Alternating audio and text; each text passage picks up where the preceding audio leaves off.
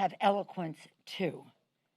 Yesterday, our nation suffered a horrifying 144,000 new infections recorded, the 8th straight day of over 100,000 cases being reported. More than 65,000 Americans are hospitalized with COVID, a new record that threatens to overwhelm our hospitals, and our hospitals in rural areas particularly affected. The devastating milestone of 10 million Americans infected has been passed. 144 yesterday, 8th day, over 100. 65,000 people hospitalized with COVID. 10 million Americans, more than 10 million Americans infected, and more than 240,000 Americans have died. More than 20 million Americans are on unemployment. An American has 1 million fewer teachers than a year ago. That's why we keep saying honor our heroes. State and local government, where our teachers, over 90% of their budget comes from. Nearly 8 million people have fallen into poverty, and 17 million children in America are food insecure. This is a red alert and all hands on deck, but it should have been a long time ago. The president and the Republicans in Congress have ignored, by delay, distortion, denial, deaths have been caused. And what are they doing now?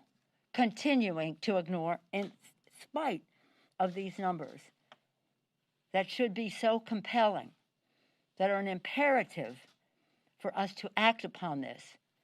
Every kind of avoidance of taking responsibility has been witnessed.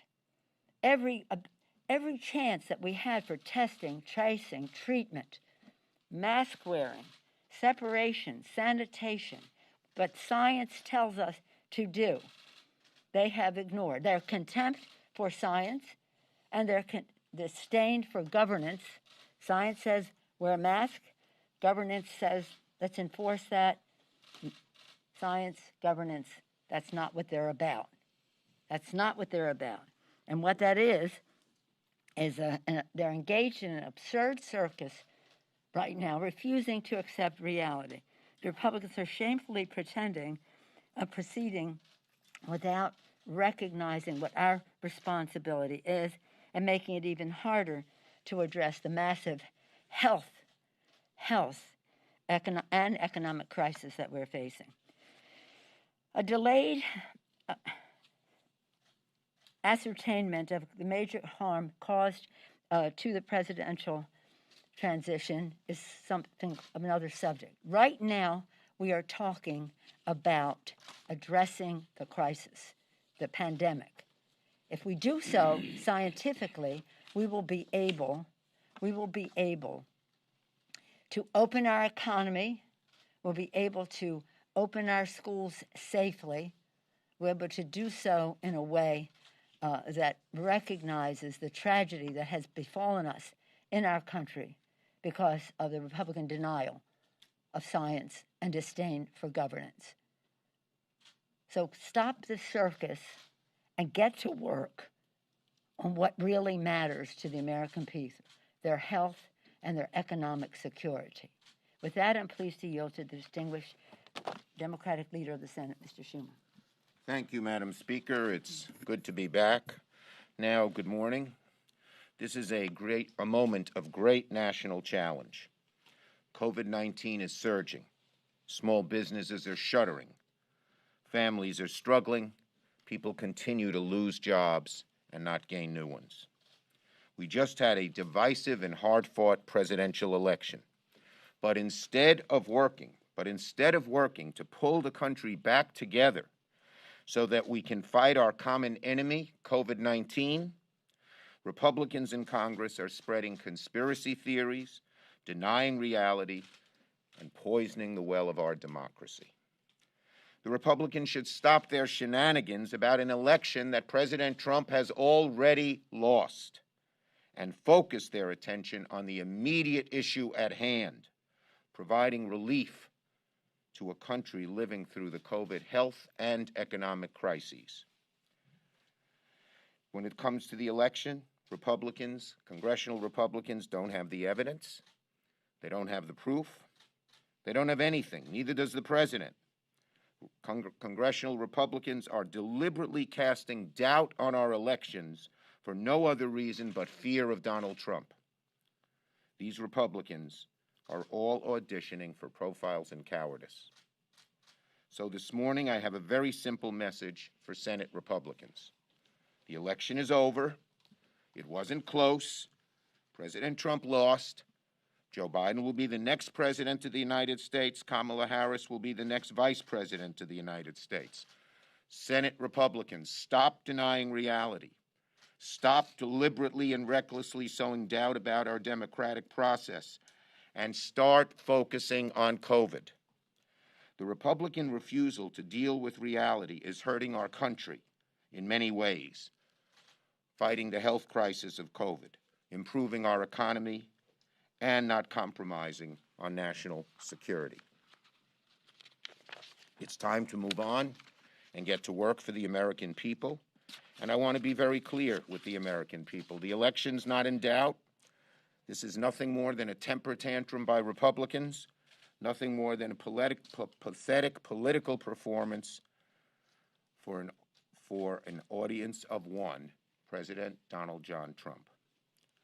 This is nothing, Republicans, like the 2000 election, when the presidential election came down to one state and the difference between candidates was only 537 votes. Joe Biden's victory in the Electoral College has been secured by several states where tens of thousands of votes separate the candidates. Joe Biden leads in Wisconsin by 20,000, Pennsylvania 50,000, Michigan 146,000. That's the facts. Biden's won. Nothing Republicans or Trump can do will change that. All over the country, legal claims by the president and his Republican allies are being laughed out of court. The New York Times called election officials from both parties in every state in the country. Not one, reported any evidence of fraud or irregularities. These frivolous lawsuits have less than a snowball's chance in hell of succeeding. So let me speak directly to my Republican colleagues in the Senate. Once again, Joe Biden has won. Now move on and work with us to solve the COVID crisis. Let us bring the country together and get things done. Every day, as the Speaker mentioned, hundreds of thousands are getting sick. Thousands are dying. We don't have time for these kinds of games. The American people are waiting for relief from the COVID virus, but Republicans refuse to take comprehensive action that meets the needs of the country. The HEROES Act, passed in the House, does meet this moment. It doesn't pick and choose who we're going to help during the greatest health and economic crises in decades. It's laser focused on health care issues that are at the heart of this pandemic. The HEROES Act does something that's vital. It strengthens Medicaid and improves access to health care coverage, support for hospitals. At a time when COVID is raging, health care money, Medicaid expansion should be at the very top of the list. These are the issues we should be discussing and debating. And the HEROES Act should be the starting point, not an emaciated bill that prioritizes protections for corporations and considers the needs of American families as an afterthought. Every day that goes by without the Republican Party acknowledging and accepting the results of this election is another day Americans' faith in their wonderful democracy declines. The longer Senate Republicans play the sad game is the longer they are denying working families much-needed relief from the COVID health and economic crises. Speaker. Thank you. Thank you, Mr. Leader. Yes, indeed, the HEROES Act has now for nearly 6 months been a formula for crushing the virus, for honoring our heroes, our healthcare workers, our police and fire, our first responders, our teachers, our sanitation, transportation, food workers, people who make our economy and our society work. As I said earlier, over 1 million teachers have already lost their jobs since last year. We need to help our state and local government. They say from time to time that they want to do that, but we haven't seen that evidence. Secondly, and this is almost sinful, crushing the virus is essential. At the time of a pandemic, instead of crushing the virus, they want to crush the Affordable Care Act, as was demonstrated in the Supreme Court the other day. And a very important point, among many others, that the leader made about the expansion of Medicaid. Many seniors, this is a middle-income benefit, middle-income family benefit. Many seniors who are in long-term care, well, 70% of that long-term care is covered by Medicaid.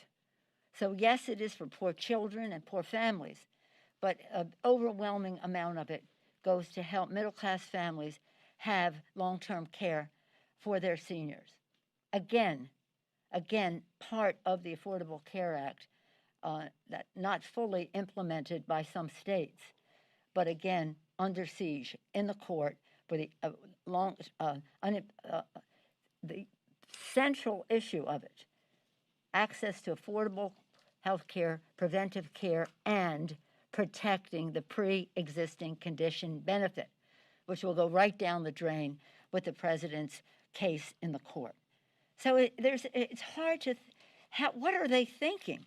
Or am I using the word thinking loosely?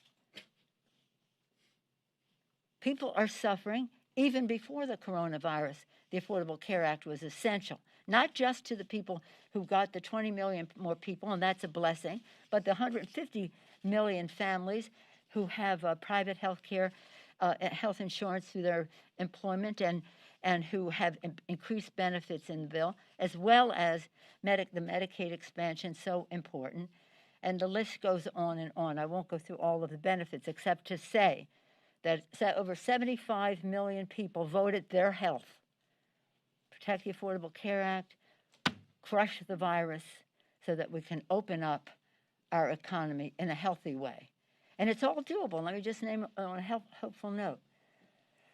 The news of the viruses, at least one virus and perhaps another right on the heels, coming out that are very promising and with high levels of protection, should give people motivation to do what is necessary, to self-quarantine, to wear masks, etc., because it will only take a short period of time with many more people doing that to reduce the incidence of the virus right as we go into the path of a vaccine. So again, we should be hopeful, but we have to be careful, and we have to honor the science, whether it's about how we embrace a vaccine. The vaccine will be, the more it is embraced, the more effective it will be. And the more effective it will be, we need more of it, and call upon the president to use the Defense Production Act to make sure that enough is produced so that everybody is cared for, because unless we're all protected, and that means in the world, not just in our country, none of us is protected. So on the health issue, it's just they seem to have a mental block to doing the right thing, a moral block for respecting what it's doing to America's families. I'll close with Martin Luther King, who said, of all of the inequalities, the inequality of access to health care is the most inhuman, because people will die. Any questions on this subject? We're sticking with this subject today. Tomorrow I'll have my weekly, and we can go into other things. Madam Speaker? Yes, sir. Is it fair to say your position on the coronavirus relief has not changed since where it was before the election? Is that a fair characterization? See, your position on where you are in relief. Coronavirus, has that not changed since before the election? Is that It fair? has been our position all along to crush the virus, honor our heroes, put money in the pockets of the American people. But you have the administration saying, well, we have just made a light touch on their language on testing. No, 55% of the language, which addressed what we were trying to do for people of communities of color. So, yeah, no, we're at that same place, even more so with the pandemic, because look at these numbers. Look at these numbers. Look at the predictions from the scientific community. You know, I've come before you over and over again. Some weeks ago with Frank Pallone saying, this is what we put in the HEROES Act to crush the virus. Why won't they do it? They were in their herd mentality, herd immunity mood then. And I would just add Please, go. one more thing. One more thing. Given how COVID is raging, the number of hospitalizations, the number of deaths is increased. It makes the health care provisions in the HEROES Act even more important and more vital that they be included. Good morning. Thank you, Bill. That said, though, you both called for the passage of the HEROES Act. It doesn't seem like there's any more of a path to get to 60 votes in the Senate to get closer there. And by that same score here, it seems as though in the House, your position on the larger bill, you would have a weaker hand to play in the lame duck Congress. If that's not the case, tell me why it's not. Well, I think that the most compelling argument of what I said earlier, 144,000 people yesterday. And these people are spread all over the country. The pressure on hospitals all over the country, including in rural areas. So if the Republicans want to be cold-hearted and say they don't care, or as the president's son said, 225,000, I think at that time, that's no big number kind of thing. No, every single one of those deaths is important to us. We carry those people in our hearts. And they should be carrying them on their conscience for what they did not do. Since we passed the bill, the HEROES Act, over 100,000 more people have died. That could have been prevented. So, again, you've heard me say it a million times, Chad, public sentiment is everything. And now that the people have expressed their views, Joe Biden has won. Kamala Harris will be the first woman vice president of the United States. So I said to them, if we didn't have masks last week, they could see us beaming with that success. What they have been proposing is very similar to what we have in the HEROES Act. And we just have to fight to make sure that if the Republicans decide that they don't care about the health and well-being, about Medicaid and what it means to people in their lives, that the public will know. And I would just say one more thing, Chad, one more thing. First, McConnell is sticking to his emaciated bill, which he's tried twice and didn't get a Republican vote. That's sort of a non-starter. And then he said, because we have a vaccine, there's even less need for a bill. Vaccine makes greater need for a bill because it has to be distributed fairly and equitably, and there needs to be education that it's healthy and everything else. Second, the biggest change since Election Day is that Donald Trump, who was not for helping us in COVID and who was against the HEROES bill, has lost. That was an overwhelming referendum by the American people. So yes, we think there has been change. It should move things in our direction. We're willing to sit down and talk. They haven't wanted to talk. They seem to have stuck to their position.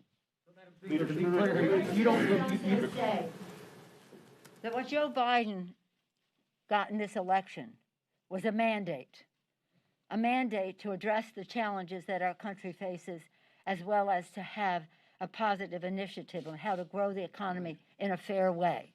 And in order to do that, we must address the COVID, the pandemic. This election was maybe more a referendum on who can handle COVID well than anything else. The Donald Trump approach was repudiated. The Joe Biden approach was embraced, and that's why we think there's a better chance to get a bill in the lame duck. If only the Republicans would stop embracing the ridiculous shenanigans that Trump is forcing them to do, that this, in the election, and focus on what people need. Speaker Pelosi, in 2000, Democrat Al Gore was allowed to press his legal challenge against George W. Bush in Florida for 37 days. Do you think the same type of patience should be afforded to President Trump in his legal challenges? Let me say what Dick Cheney said at the time. In 2000, the delayed ascertainment caused many difficulties. The Bush administration without spoken about about what was happening in the country. And as the leader said, this is a completely different situation. We're talking about one state. VP Dick Cheney said on November 27th, we will pay a heavy price for delays in planning and assembly of the next administration. And I don't think this, the Biden having been the Vice President of the United States, the Chairman of the Foreign Affairs Committee, the Chairman of the Judiciary Committee, he knows the territory. So he's going to be just fine in the transition. He's going to be just fine in the transition. It's most unfortunate that the Republicans have decided that they will not respect the will of the people. And let me just say, it's like the house is burning down and they just refuse to throw water on it. But we are on a path now, the vaccines, which were coming out of the private sector, actually the Pfizer vaccine coming out of the private sector, show great promise. And that promise is to say all the more reason to wear a mask, self-isolate, quarantine, and let us work together to get this done. I can't, this is like a gift from God to come down and help cure this pandemic. Not cure, just prevent it from being spread, and with a vaccine to inoculate against it. And as we inoculate against against the virus, we also should be inoculating against all the injustices that are contained in how it is being spread and the rest. Thank you all very much. Thank you.